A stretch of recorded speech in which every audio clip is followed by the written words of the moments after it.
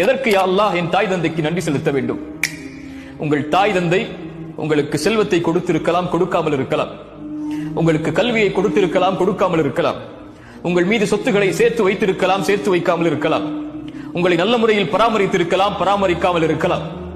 ஆனால் உங்கள் தாய் தந்தைக்கு காலம் முழுவதும் அவர்களுக்கு அருகிலேயே இருந்து அவர்களுக்கு பணிவிடை செய்து செய்து செய்து செய்து நன்றியை நீங்கள் வெளிப்படுத்திக் கொண்டே இருக்க வேண்டும் என்ற ஒரு செயல் உங்களுக்கு இருக்குமானால், எனக்கு இருக்குமானால், என் தாய் தந்தைக்கு நன்றி சொல்வதற்கு லா இலாஹ இல்லல்லாஹ் முஹம்மதுர் ரசூலுல்லாஹ் என்ற ஷஹாதத்தை மொழியக்கூடிய மகளாக அல்லாஹ் இவர்களின் மூலமாக நம்மை உருவாக்கியதுதான். சொத்து இல்லாமல் மரணித்தால், கல்வி இல்லாமல் மரணித்தால், உலகமே இல்லாமல் மரணித்தாலும் அது நஷ்டமில்லை.